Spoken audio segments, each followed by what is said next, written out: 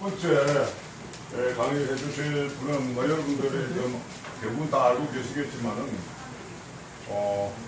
시민사회에 감추어진 맨 얼굴, 중국 대륙에서 펼쳐진 우리 고대사, 그리고 인나 일본군을 없었다 하는 세 권의 책을 내셨습니다. 그 30년 동안 과학기술부에서 공무원 생활을 마치고 나와가지고 지금 역사 연구해가지고 책을 세 권을 내실 정도로 아주 열성적으로 지금 공부를 하고 계시고, 특히 중국의 한문을 이제 많이 하셔가지고 중국의 고사변이라고 하는 책을 여러분 아실 겁니다. 중국의 소위 중화중심주의적인 사관이 아니고 객관적으로 보려고 노력하는 학자들이 중국 안에 있습니다. 그 사람들이 쓴 책이 고사변인데 그 고사변을 공부를 많이 하셔가지고 이쪽에 이제 일반적인 그 학자들은 다른 걸 시각하고 있습니다. 그래서 오늘 원래 5시 반부터 7시까지 하기로 되어 있었는데 지금부터 해가지고 한 7시 반까지 이렇게 좀 강의 해주시기 바랍니다. 강의를 안 가졌습니다. 이거 다 받았어요. 황순정 강사님을 모시겠습니다. 요거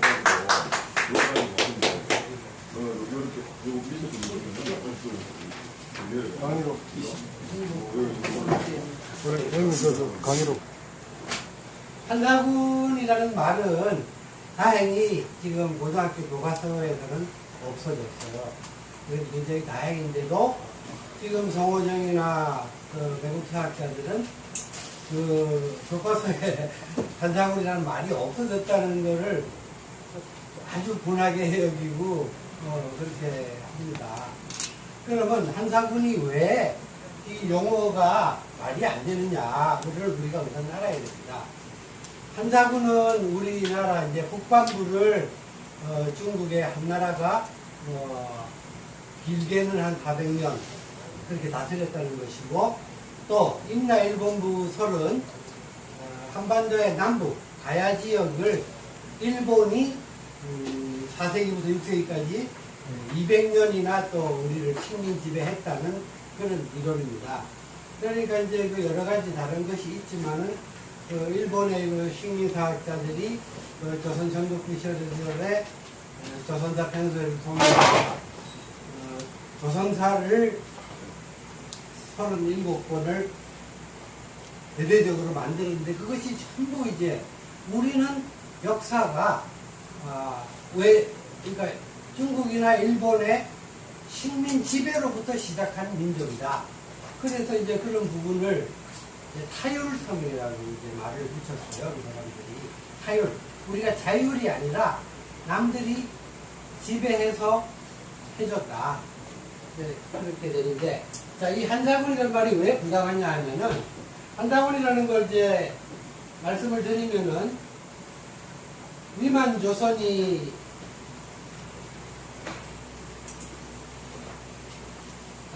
조선이라는 것이 있었죠. 이것이 이제 고조선의 아주 서쪽에 위만이라는 사람이 중국에서 망명을 와가지고 그 고조선의 그 일부를 자기가 몰아내고 자기가 왕이 되고 위만조선이라고 했는데, 세력이 상당히 강대했어요. 그래서 한나라 무제가 이거 그냥 둘 수 없다 해가지고 전쟁을 벌였습니다.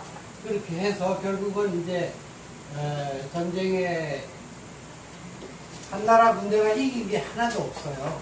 1년 넘도록 그냥 번번이 지기만 했는데, 위만조선 측에서도 보니까 그 아무래도 국력은 중국이 더 센데 오래 이제 전쟁을 치르다 보니까 이제 이게 반역자들이 생겼어요. 말하자면 왕자를 포함해서 신하들이 작당해서 항복을 하게 됩니다. 왕을 죽이고 우거왕을 죽이고, 그래서 항복을 해서 이제 결국은 한나라에서 낭랑, 현도, 진번, 인둔의 4개군을 이제 두었다는 겁니다. 그런데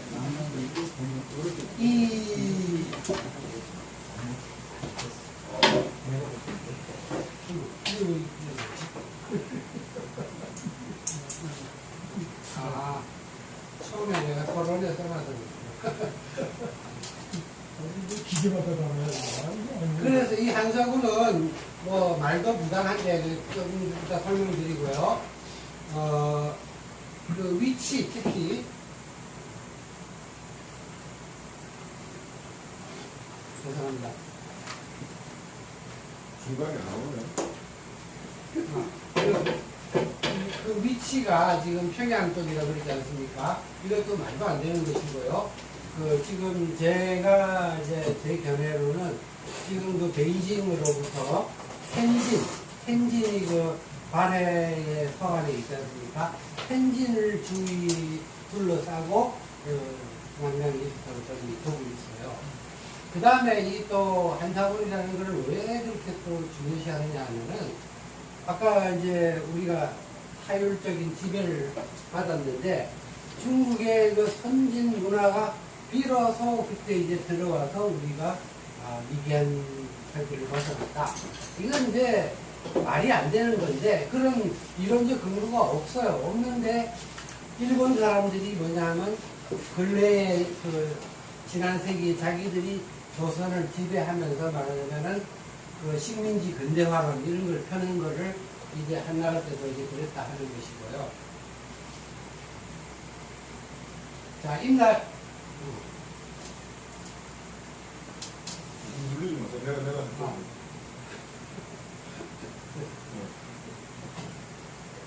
저 일기 때도 하긴 했는데 이걸 안 띄우고 그냥 그렇게 해본 적이 없어서.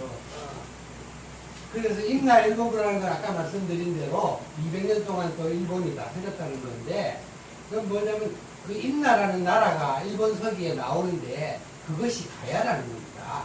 근데 가야하고 임나라 우선 글자도 다르고 이름이 달라서 사실은 다른 겁니다.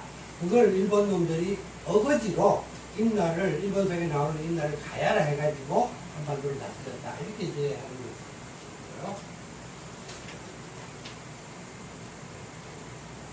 자, 그러면 이 한사군이라는 말이 왜 쓰지 말아야 되느냐? 아까 그 4개의 군을 뒀다고 그랬는데 실제로 그 한번 살펴보자고요. 그 중에서 요 2개의 군은 26년 만에 말하자면 우리 민족이 너무 되찾았고 없어졌어요. 없어졌고 그 다음에 이제 결국 2개가 남았는데 이 현도군이라 하는 거는 3개의 현밖에 없고 이것도 완전히 없어지지는 않지만 결국 쫓겨서 다른 쪽으로 옮겨갔고 결국 이제 낙랑군 하나 처음에 25개 현이 있었어요. 그리고 그런데 이게 한 200~300년 후에는 6개 현밖에 안 남았어요. 그런데 이건 무슨 말이냐면 이게 어떻게 되겠어요? 25개 현인데 6개의 현만 남았다 하는 거는 어떻게 해서요? 그 자리에 19개의 현을 뺏기고 그 자리에 6개의 현이 남아있었다고 볼 수가 없는 겁니다. 이 6개 현도 몽땅 다 뺏겼는데 우리 뭐 미천왕 때 고구려 미천왕 때 낙랑을 쫓아냈다고 그러지 않습니까? 그런데 어쨌든 그 시기도 검토를 해야 되는데 사실상 이제 딴 데로 옮겨서 이름을 유지를 하고 있는데 이거 우리 외국 사학자들이 그냥 이게 낙랑군 하나 이제 잘해봐야 400년 실제로 이거 따져봐야 되는데 저도 아직 그 충분히 못했는데 뭐 한 200년이나 갔을까 모르겠어요. 그런 거를 가지고 고조선의 역사가 2000년이 넘습니다. 그러면 설령 우리가 뭐 고조선의 그 광대한 그 대륙의 땅과 한반도의 땅 중에서 그 낙랑군 하나 정도를 뭐 외국이 뭐 200년 뺏어서 다스렸다. 그랬다고 해봐야 그거는 사실은 뭐 한사군이라는 말이 아니라 뭐 한해 그게 별로 의미가 없는 겁니다. 그런데 이제 그 한국 교원대에 그 송호정이라는 사람이 고조선 분야에 가장 본이 되어 있죠. 그 스승이 이제 노태돈은 이제 서울대학교 이제 나갔고요. 자, 이 사람이 뭐라고 그러냐 하면은, 이건 읽어보겠습니다. 중고등학교 국사교과서는 고조선이 멸망하자 하는 고조선 일부 지역에 군현을 설치하고 지배하려 했으나 서창민의 강렬한 반발에 부딪혔다. 그리하여 그 세력은 차차 약화되고 결국 고구려의 결국을 받아 소멸했다고 쓰여있다. 이건 그래도 상당히 뭐 한자문이란 말도 안 쓰고 우리가 투쟁했다는 측면에서 상당히 이거는 개선이 된 겁니다.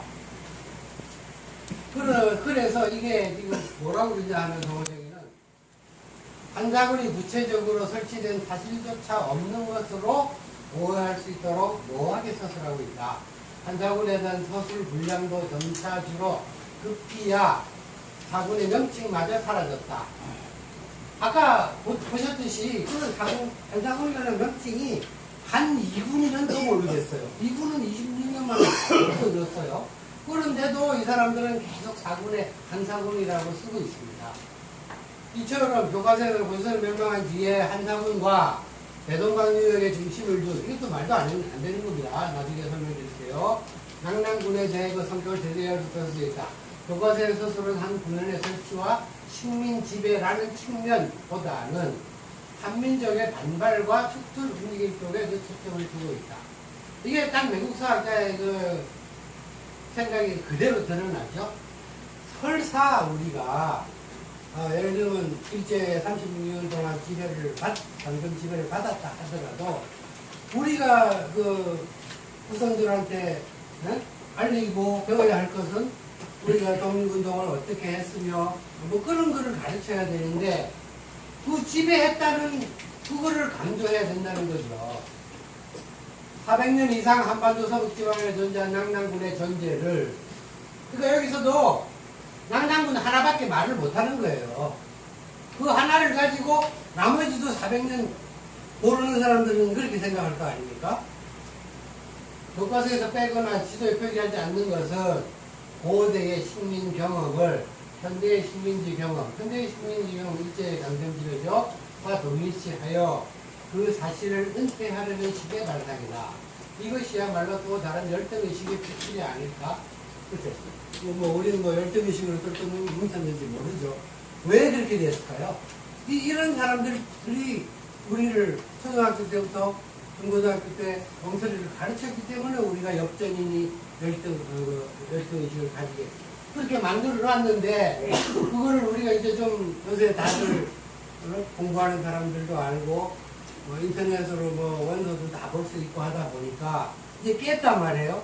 그런데 이제 그런 걸 모르고 왜 우리들이 옛날에 가르친 대로 너희들이 이거 안 하느냐 이런 얘기를 하는 거죠. 그리고 이제 이 한나라의 선진 문화, 자 이거는 이병도 아시죠? 이병도가 이제 우리나라 매국사학의 원흉이죠. 일제 때 그 조선사편제에서 시다발이 하다가 해방된 이후에 마음을 고쳐먹고 제대로 해야 될 거를 하지 않고 일본 놈들한테 배운 그 못된 짓을 그대로. 자, 여기 좀 긴데요. 제가 그 교재를 나눠드렸기 때문에 위협한 부분은 좀 집에서 보시고 그 다음에 원래 1시간 반이지만 1시간에 끝내려고 합니다. 시간이 많이 갔기 때문에 그래서 다 읽는 건 생략하고 이게 말하자면 그러니까 이게 동방 한 문헌의 설치가 말하자면 우리한테 그냥 선진 문화가 들어오고 우리한테 축복이고 은혜였다 이겁니다.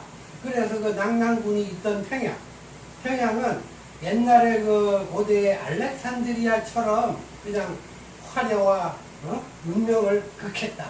이게 이제 이병도식의 표현입니다. 올려주시죠. 그런데 그러면 당시에 한나라가 과연 고조선보다 뭐 문화 수준이나 문명이 훨씬 앞섰느냐? 아닙니다. 그런 근거가 하나도 없어요. 이 매국사학자들은 근거를 대지 않고 그냥 작문을 합니다. 소설을 쓰고. 그러면 우리 그 윤내영 교수 아시지 않습니까? 윤내영 교수가 그 고조선 연구를 86년도에 낸 거를 상학원으로 작년에 다시 내셨어요. 그게 1100페이지에 달합니다. 거기에 보면 대중기의 영토, 그 다음에 경제, 사회, 문화, 정치 그렇게 그냥 다뤘어요. 거기에 보면은 우리 문화나 기술 면에서 철기 문화, 청동기 문화 이런 것이 중국보다 200년 빨랐다고 나옵니다. 유적적으로도 그렇고. 그런데 그거는 이제 고고학적인 근거를 가지고 이야기하는 거예요. 그런데 이 외국 사학자들은 그런 근거를 없이 말로만 그럽니다. 그러니까 이 사람들은 참 진정한 학자라고 할 수가 없고, 우리나라를 다시 일본의 지배를 받든가 중국의 지배를 받든가 그렇게 되기를 원하는 사람들이에요. 외국노들입니다. 그래서 이제 근래 외국사학이라고 옛날에 식민사학이라고 썼지만, 식민사학은 일본 놈들이 식민지하기 위한 관점에서 식민사학이지만 한국 놈이 그런 식민사학을 똑같이 하면 이름이 식민사학이 아니겠죠. 우리나라를 자기 나라를 팔아먹는 거니까. 그래서 이제 외국사학이라는 용어를 등장을 하게 됐죠.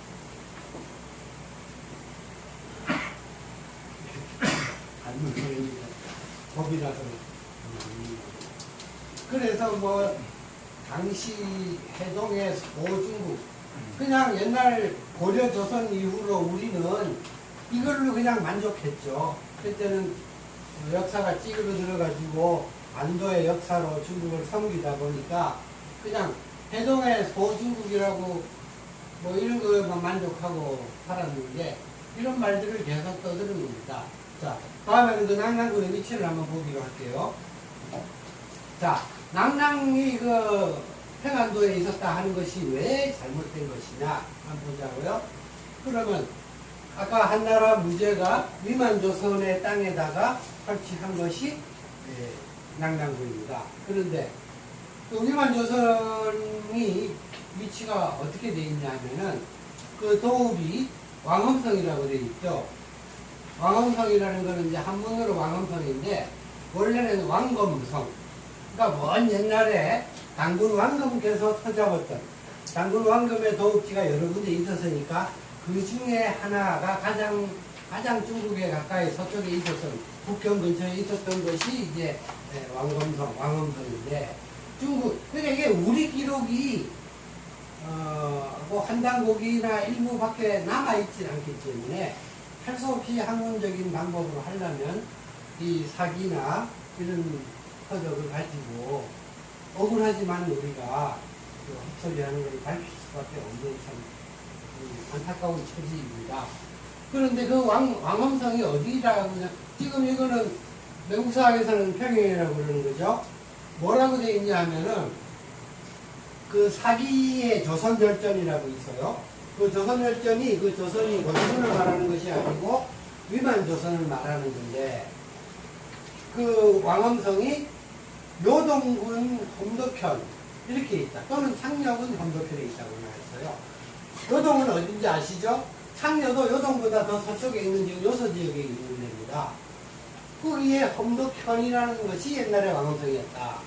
그러면 이거는 적어도 만주라는 게 드러나지 않습니까? 그러니까 이런데, 그러면 왕엄성이 평양이었다 하는, 한반도의 북부에 있었다는 문헌적 근거가 있느냐? 없습니다. 윤내원 교수께서 그래서 문헌 근거가 이 사람들은 단 하나도 없이 우긴다. 우기는 겁니다.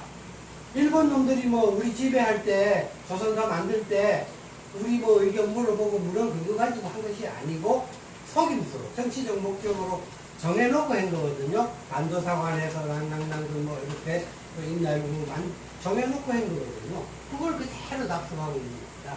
자, 그리고 폐수의 동쪽에 있다고 그랬어요.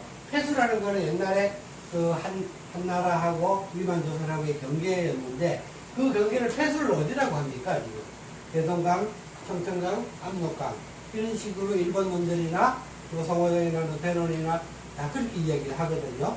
그런데 옛날에 그 처음에 위만이 그 조선으로 도망올 때 어떻게 왔느냐 하면은 사기 조선열전에 보면은 동쪽으로 폐수를 건너왔다는 게 있어요. 그러면 한번 생각해 보자고요. 우리 한반도에서라면, 여기 미치나? 자, 이 강들을 이쪽이 중국이고 건너오려면 어떻게 건너와야 됩니까? 남쪽으로 건너와야 되죠? 남쪽으로, 그렇죠? 그러니까 이 4기의 조선열전조차도 이 외국 과학자들은 아는 척을 안 하는 겁니다. 그러면 이게 동쪽으로 왔다는 거는 어디가 이제 합당하냐 하면은 지금 예를 들면 여기가 낭낭이었는데 위만조선이 저는 이제 이렇게 있었다고 보는데요. 그러면 거기에 강이 이렇게 흘러요. 배수가 이렇게 흐르기 때문에 위만이 여기서 연나라에서 이렇게 조선으로 왔던 겁니다. 그리고 이제 그러니까 이렇게 사료를 한 가지만 보더라도 당장이 드러나고 또 동쪽으로 폐수를 건넜기 때문에 그 강을 건너와서 뭐 쿠데타를 했기 때문에 그 차지한 왕왕성 역시 폐수의 동쪽에 있을 수밖에 없는 겁니다. 그리고 또 한 가지 증거를 보면은 한무제가 위만조선의 전쟁을 할 때 육군은 예를 들면 이쪽에 육로로 이렇게 오고 요동으로 오고 해군은 어떻게 돼 있냐 하면은 해군은 이렇게 해서 발해로 이렇게 왔다고 돼 있어요. 발해로. 그러니까 제 나라를 따라서 발해에 나갔다. 종제 무 떴다. 발해에 떴다. 이렇게 돼 있으니까 지금 발해로 떴다고 하는 것은 이렇게 올라와서 이렇게 들어갔다는 말입니다.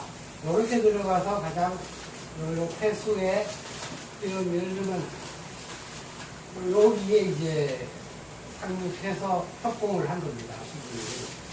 메가더 장군이 인천 상륙했듯이 그런 식으로 한 거죠. 그런데 이 이병도가 이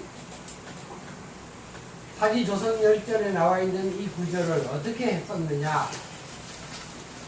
이 발해에 나왔다고 그랬지 않습니까? 그거를 황해라고 썼어요. 아무 설명도 없어요. 그런데 누구나 알듯이 이 황해는 여기고 발해는 여기거든요.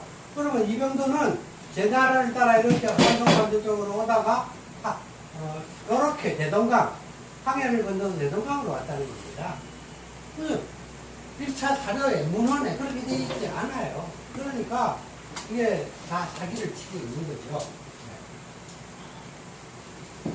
자, 그리고 또 한 가지 증거를 보자고요.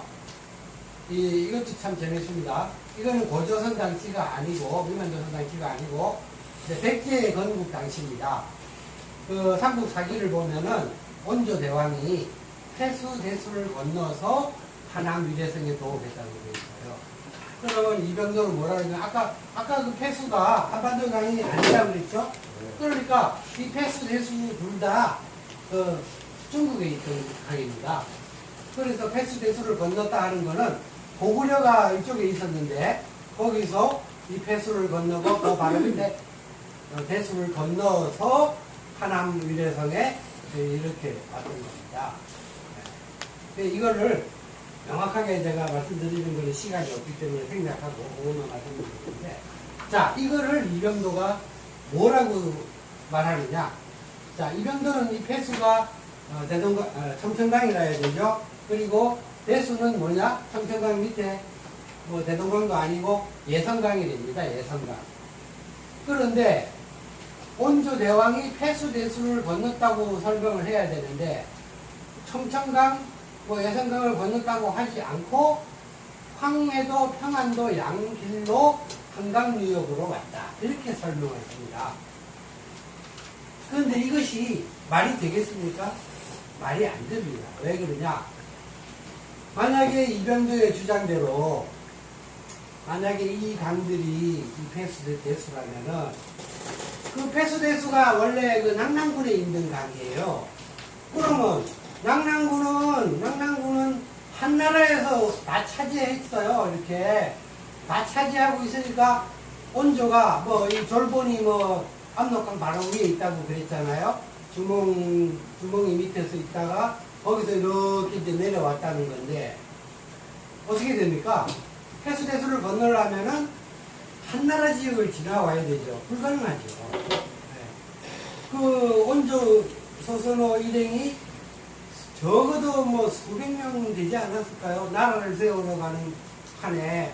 그러면 그 수백 명, 나만 한두 명도 한국 사람들 지나가는 통과를 못 하는데, 그런데 이 황해 평화도 양도의 길로 건너뛰는 겁니다.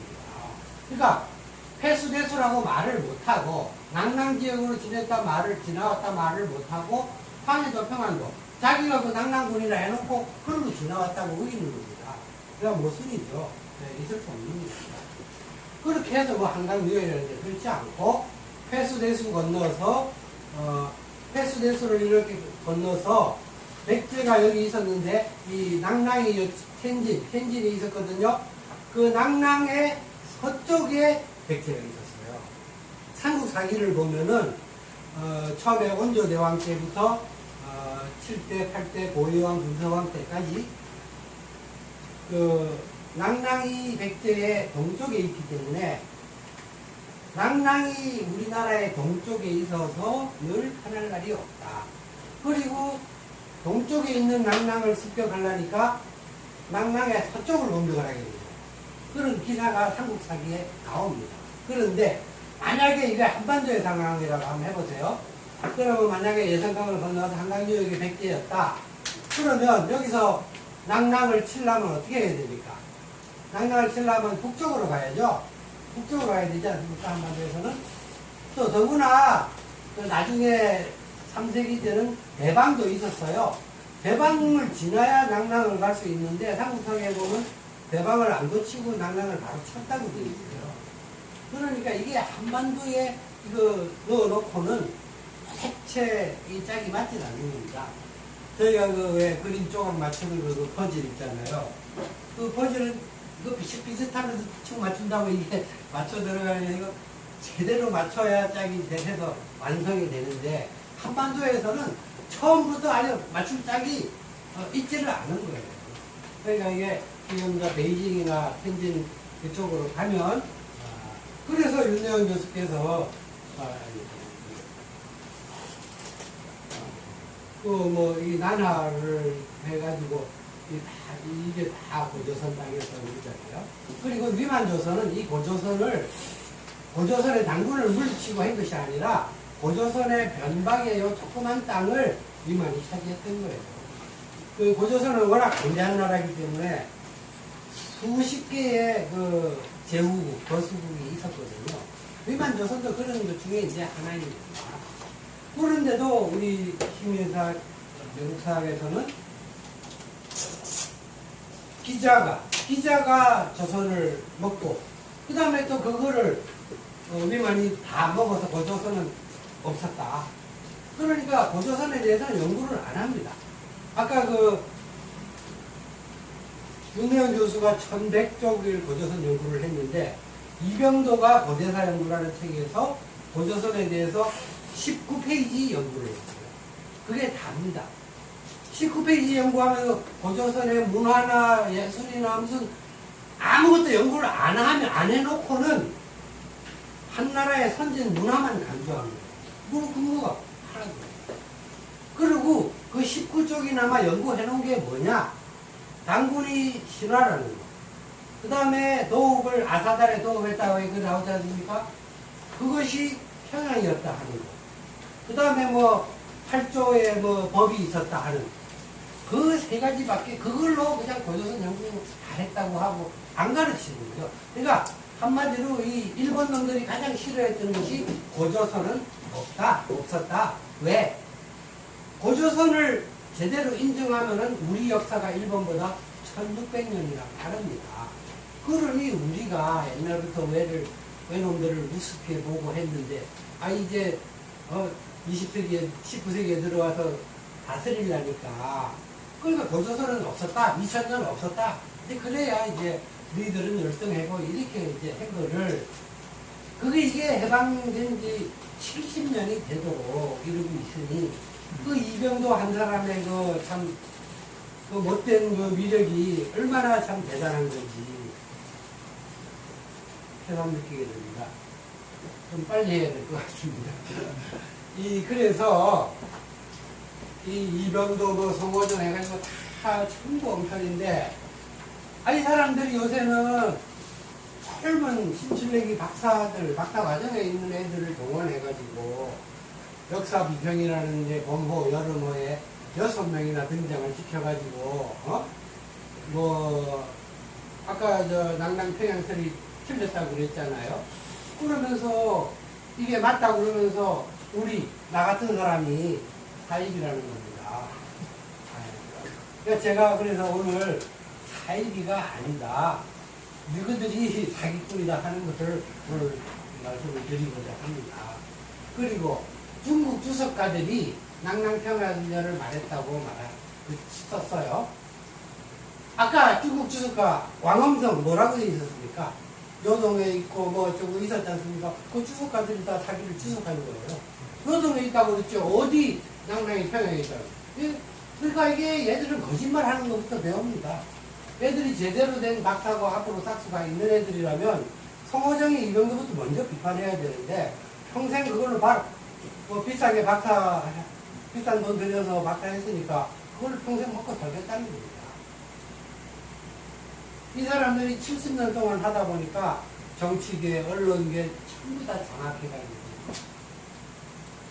법정에서도 아무것도 모르는 판사가 임나일본부 김영구 선수를 주고 인덕일 소장이 6개월 말도 안 되는 항소심에 제가 전번에 증인으로 나갔었는데 아마 좋은 결과가 있지 않을까 생각합니다. 그래서 우리가 그 재판에 만약에 항소심에서 이긴다면은 우리 의병들이 진짜 총 걸기 위해서 우선 본보기로 송호정이 하는 말이라도 명예훼손이 아니다, 지켜줄 만한 명예가 없는 놈이다, 이걸 똑똑히 보여주고 명예교수 우선 명예자부터 고대에서 떼게 하고, 그 다음에 이제 다른 사람들한테 다 같이 공세로 나가야 되고, 지금 여러 가지 천시가 우리 쪽에 오고 있는 것 같아요. 네.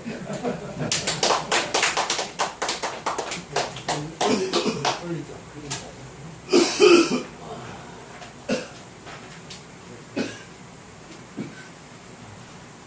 그리고 여름호에도 뭐 이렇게 나와 있는데 다 똑같은 소리라, 다 거짓말 하는 소리라, 더 이상 자료로 한번 보시고, 왜냐하면 제가 이 자료를 한 이유는 여러분들이 의병이니까 그 뭐 인터넷으로 전달을 하건 어디서 퍼서 날리시건 좀 열심히 하셔야 되는데, 그냥 이렇다 하더라가 아니라 제가 그 실제로 인용해 놓은 그 사람들이 거짓말을 그대로 필요하면 좀 인용도 하시고 아시고 하시라는 뜻에서 그런 본문 기자를 썼습니다. 그 다음에 이 200이 전문가가 있어요. 이병도의 수제자가, 첫 번째 제자가 이기백이잖아요. 이기백이 또 70년대에 대단해졌죠. 국사하는 국사실론. 아마 그 책 가지고 아마 지금 돈으로 따지면 수천만 원 벌었을 겁니다. 수억을 아마 벌었을 겁니다. 완전히 국사를 배운다는 사람은 이기백의 그 국사실론을 안 볼 수가 없었어요. 그런데 이 이기백이 지금 뭐냐 하면 여름호에 이 박사과정 학생이 이기백을 이제 두둔하는 겁니다. 타율성론, 아까 말씀드렸죠? 북한 남한에 전부 중국, 일본이 지배했다 하는 거.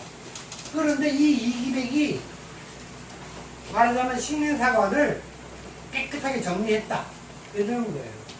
제가 그 감춰진 맨 얼굴 쓰기 위해서 이병도 책, 이병도 책, 이기백 책을 전부 다 갔습니다. 안 보고 남을 평할 수 없지 않습니까? 그래서 이 이기백이라는 사람은 국사실론 빼놓고는 아마 저작도 없어요.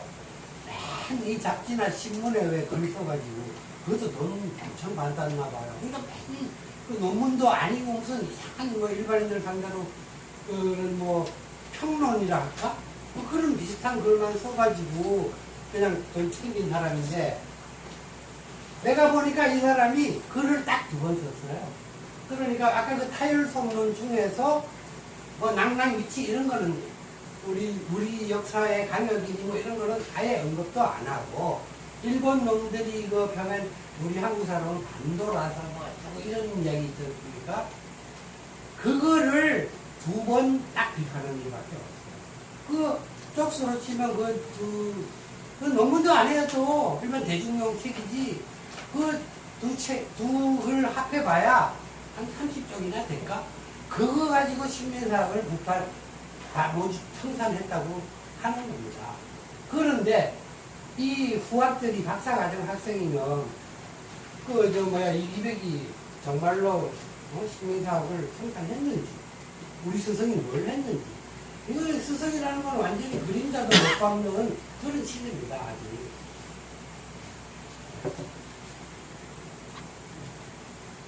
그래서 그렇게 이제 2번 짧은 걸 써가지고 식민사학을 다 정리했다. 이따위 거짓말을 아직까지 기대고 있습니다.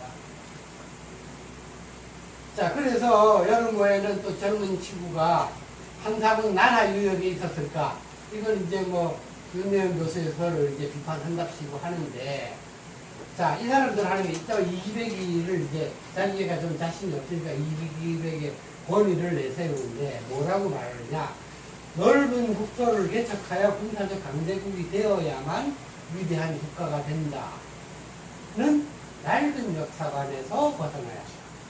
그런데 아까 제가 말씀드렸듯이 우리는 낡은 역사관이 아니라 역사적인 사실로 고조선이 이렇게 넓은 땅을 가졌기 때문에, 그래서 그거를 우리가 밝히자는 거예요. 그런데 이 사람들은 걸핏하면 우리가 무슨 엉터리로 지연해서 무슨 고조선이 무슨 만주에 있었는지 중국의 동해에 있었는지 엉터리로 말한다는 거예요. 자기들이 반도에 있었다는 근거가 하나도 없습니다. 그래서 그리고 이제 이런 이기백의 이런 말을 내세우면서 말하니 넓은 국토를 그래서 그러면서 이게 말도 안 되는, 우리를 오히려 그런 것이 주장하는 게 식민주의 역사학이라는 거예요. 식민사관이라는 거예요. 우리 보고 적반하장. 그러니 이걸 법정이나 모르는 사람들이 어떻게 판단하냐고. 저놈들은 박사 학위도 있고 말 잘하고 평생 배웠으니까 모르는 사람들은 그렇게 알 거 아니에요. 사람들이 말하고. 그리고 이제 사이비 역사가라는 말도 과분해서 우리 같은 사람은 이제 무당이 하는 주술하는 공부가 아니고 주술을 하고 앉았다는 거죠.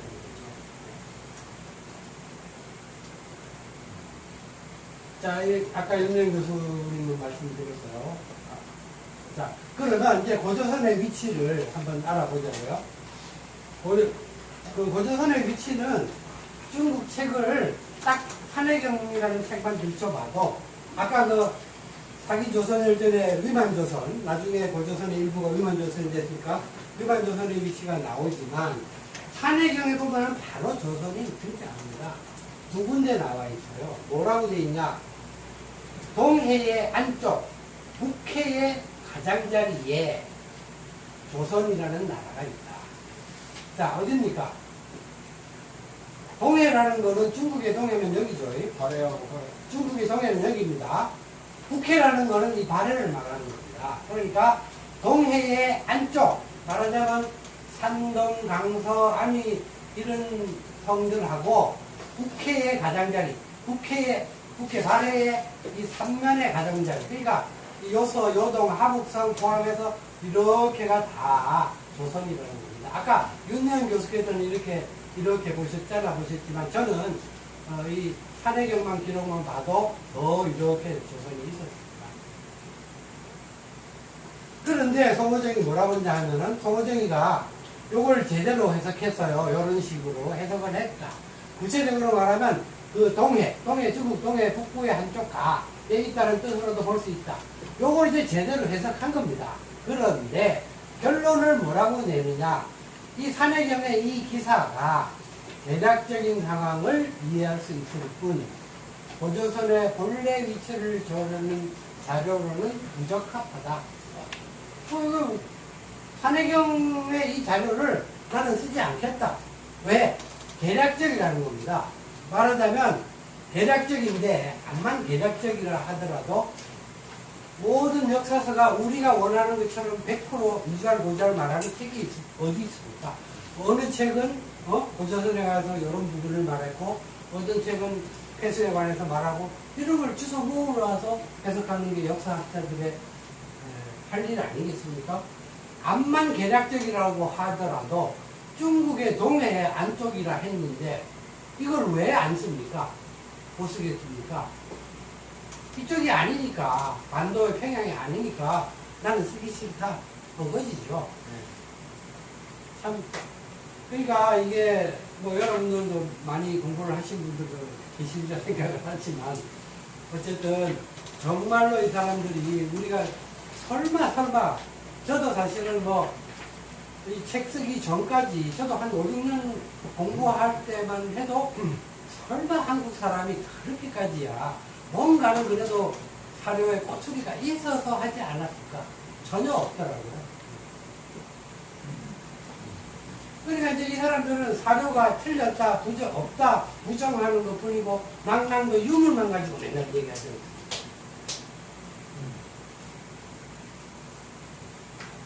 일곱 시간까지 해야 되죠.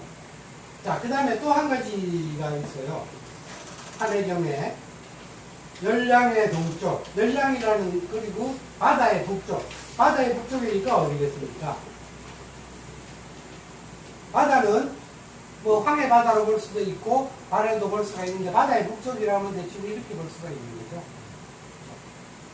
그리고 열량이라는 거는요, 그 연나라의 그 열수에 있는 땅 이름입니다. 연나라가 아까 위만이 이렇게 배수를 건너왔기 때문에 그 열량의 동쪽, 이쪽 조선이었죠. 결국은 그 산해경의 두 가지 기사는 이거를 말하고 있습니다. 이병도도 이걸 알아요. 조선 이전의 동이족이 이 발해를 둘러싸고 말발구평, 이걸 말발구평이라고 이병도는 표시했어요. 그 옛날에 유물도 나오고 해서 옛날 동이들이 이것을 살던 곳이다. 그렇게 말해놓고는 또 결국은 그 동이들은 말하자면 4,000년 이전에 있던 동인데 결국은 다 쫓겨서 중국에 쫓겨서 요리 들어갔다. 그렇게 결국은.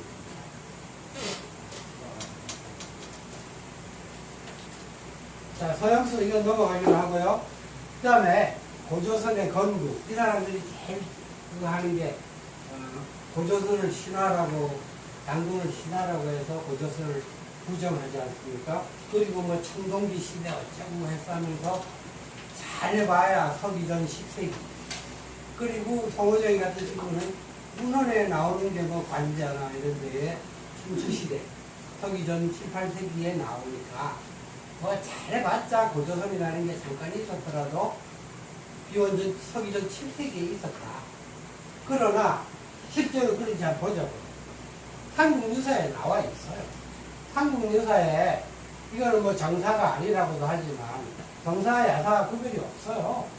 제대로 문헌을 가지고 증거하면은 그것이 바른 역사입니다. 한국유사에서 이런 스님이 중국의 위나라 역사서하고 우리나라에 전해오는 보기를 인용해가지고 썼어요. 근데 그 두 내용이 거의 똑같아요.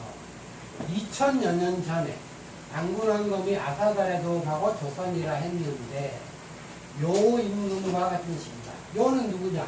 중국의 5제 중에 네 번째 제요죠.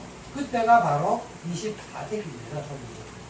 그러니까 중국의 서적에 엄연히 2000여 년 전, 이때 2000여 년 전은 언제입니까? 지금으로부터 2000년 전은 아니죠. 네. 지금으로부터 4000여 년 전이죠. 자, 그러면 우리 쪽의 기록은 어떻게 전해오느냐?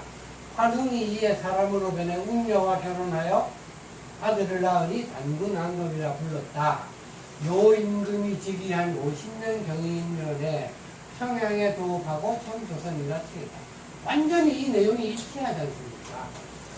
우리의 문헌이 일치하는데 중국의 후대의 서적이 우리의 이런 기록을 옮겨 쓰지 않았나 저는 그렇게 보는데 어쨌든 중국과 우리의 문헌에 명확하게 서기 전 24세기에 건국되었다고 나와 있어요.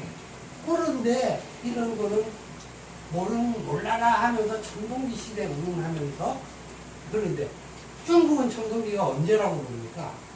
중국은 아까 고사는 말씀하시는데 중국의 그 옛날에 그 청동기에 글자를 새기고 그런 거를 읽어낸 사람들이 있는데 이 제어보다 수백 년 이전에 청동기가 만들어진 거예요.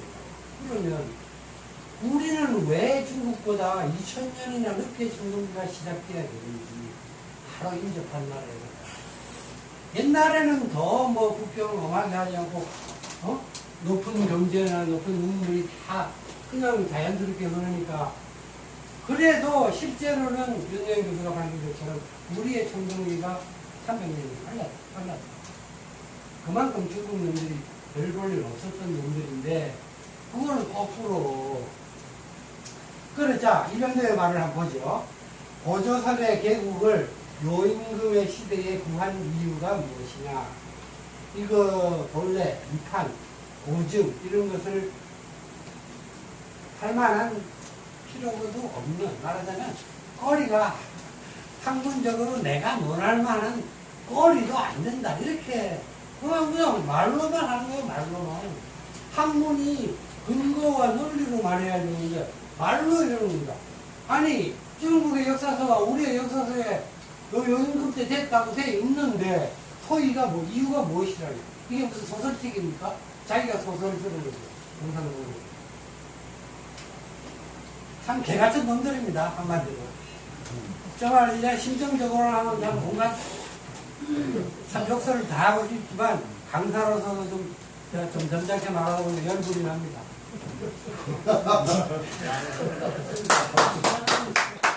그래서 법정에서 김영구가 피고석에 서야 된다고 제가 마지막으로 발언권을 했거든요. 이놈들 다 이제 죽은놈을 할 수 없고 옛날처럼 무덤에서 다시 파내는 거 뭐라 그러죠? 부관 참시. 아니. 부관 참시. 부관 참시는 요새 할 수 없고 또 뭐 연좌제 이런 거 안 되니까 뭐 이병도의 손자 서울대 청년 박물관이다 얘들한테 죄를 물을 수는 없고 살아있는 놈들이라도 하여튼 법정에 세워야 돼. 아니면 먹은 거 다 토해야 돼. 그 동북아 역사재단에서 그 지도 그 토해내는 거는 참으로 난 거예요. 12억을 토해낸 집이야. 박수 한번 치죠. 이게 우리가 한배단에서 싸우고 또 이덕일 소장이 동북아 역사전을 완전히 타켓으로 삼아서 국회를 공략했거든요. 그런 효과가 나타난 거죠. 지금 동북아 역사전도 살아남아야 되니까 지금 역사학자들만 놀아나다가는 자기 기관 자체가 없어지게 되니까 지금 우리 쪽에 하나 말씀을 드리면 이 양반들이요. 이종찬 전 국정원장이 독립운동가 우선이고 우리 미사여변이 이런 모임에 인사말 하고 있는 가오지 않습니까? 이사장이 동국제연사전 이사장이 이종찬 원장 보고 중국에 박사관을 만들고 가자. 그런데 이종찬 원장이 한국적으로 잘 모르니까 그러면 이덕일 소장하고 가자. 이덕일 소장이 저쪽에도 간대요. 윤영그림머니 해가지고 간대요. 기자들도 가고. 그래서 이덕일 소장이 처음에는 안 가려고 그러다가 문화의 제사를 같이 가서 시간 안 가려고 그러다가 그러니까 허성관장하고 가시고 저도 듣기 어려서 가게 됐어요. 가을수산도 가고 전봉도 가고 가던데 지금 우리 이쪽은 학문적으로도 그렇고 또 연배나 이런 걸 보더라도 사회적인 그런 걸 보더라도 뭐 이종찬, 허성관 이런 양반이 말로 그냥 이 사람들 동북아 역사전에는 지금 이사장이 가면서 우리 쪽에 인원이 6명이에요. 근데 아마 이 외국 사학교 할 때는 잘나가야 3명밖에 안 오고요. 그놈들은 이제 죽었죠. 어디 안 가요? 어디 안 가십니까? 8월 20일때. 그래서 뭐 그런 얘기가 더 재밌지 않겠어요, 그죠? 이거는 집에 돌아가셔서 오셔서 각 학자들, 사이비 학자들이 뭐라고 말을 한 거 제가 원문 인용한 부분들을 가능하면 좀 써먹으세요. 자, 그래서 이 이병도 뭐 이런 식입니다. 평양도 말도 안 되고. 자, 넘어가죠. 자, 이제 인나 일본부. 그러니까 이 중국 놈들 동북공정 참.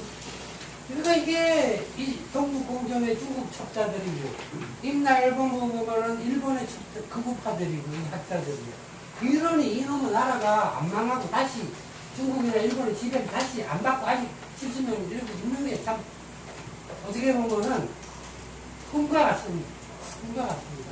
그러나 역사에서 보면은 정의가 승리하는 경우가 있지 않습니까?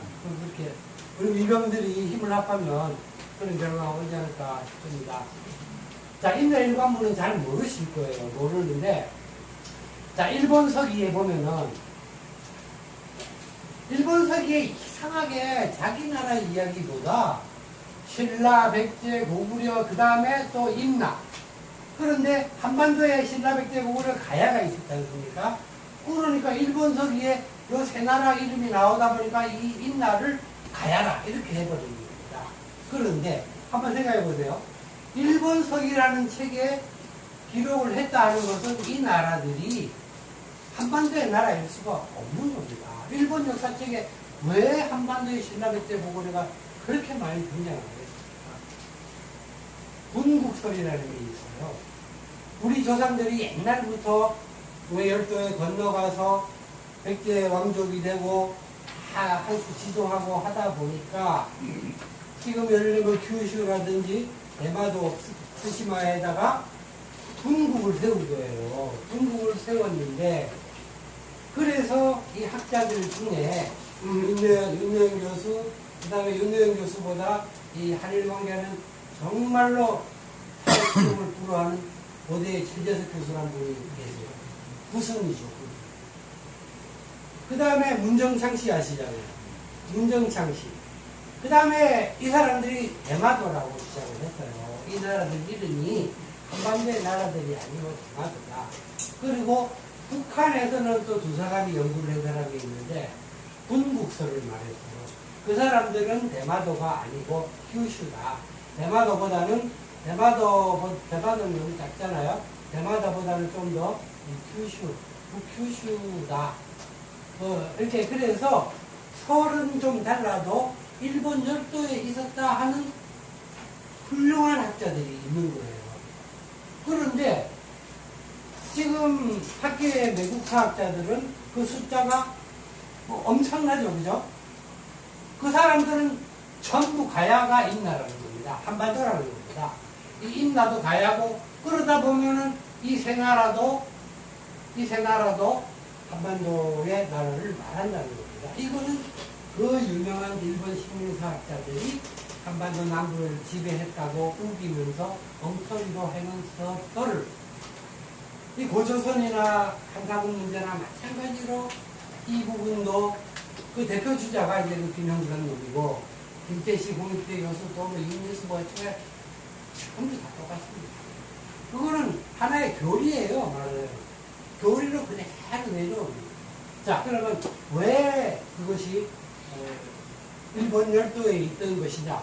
상식적으로 보면은 일본 책에 그렇게 무수히 등장하는 이 나라들은 일본 열도에 나중에 일본이 어느 정도 나라의 체제를 갖추고 나서부터 일본 열도에 있었던 역사이기 때문에 썼다고 보면은 정상적으로 생각할 것입니다.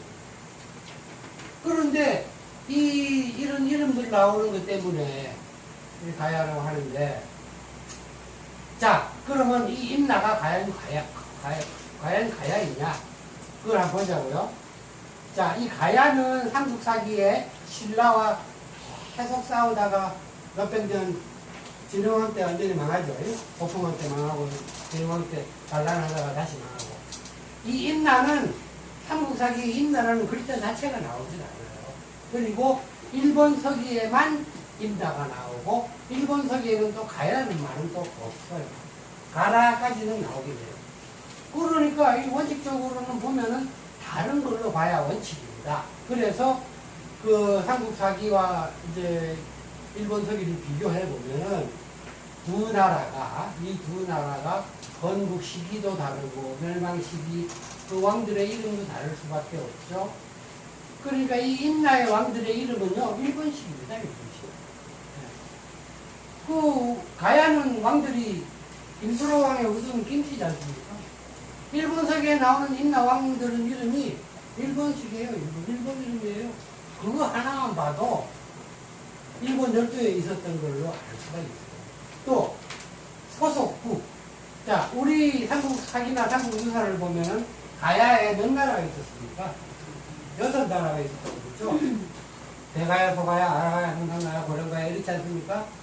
그런데 이 임나에는 보면은 20개가 넘는 나라 내지 의기름이 나오는데 우리 그 6 이름하고 같은 게 단 하나도 없어요. 전부 달라요. 그리고 나라의 숫자도 우리는 6가야밖에 없는데 얘들은 뭐 조금 한 의기름까지 전부 다 나라 비슷하게 해가지고 20개가 넘는 이름들이 나와요. 그걸 볼 적에 어떻게 두 나라가 같은 나라로 볼 수가 없죠. 그게 상식 아닙니까? 이거는 무슨 뭐 어려운 박사 필요 없어요. 고등학교 1학년 정도만 돼도 두 개를 보고 하면 이거 임나가 가야일 수가 없구나 알 수 있는 거예요. 자, 그리고 그 일본석에 아주 재밌는 표현이 있어요. 임나하고 신라, 임나하고 백제 이런 관계국들의 그 기록이 여러 가지가 나오는데 그걸 보면은 이제 백제와의 관계가 임나와 백제가 뭐가라고 되어 있냐면은 배와 닭의 소리가 들리면 그 소리를 가만히 들어보면 이게 백제의 갠지 임나의 갠지 주인을 구별할 수 없다는 거예요. 무슨 말이겠어요? 지금 우리 시골에 면도 아니고 면보다 리 정도에 이렇게 인접한 조그만 이제 임나와 백제가 있다 보니까 개나 닭이 이쪽에서 울었는데 자세히 들으면 백제인데 어떻게 들으면 이쪽에서 우는 것 같아 임나 같기도 하고 그러니까 이게 이제 스시마에 있었던 나라입니다.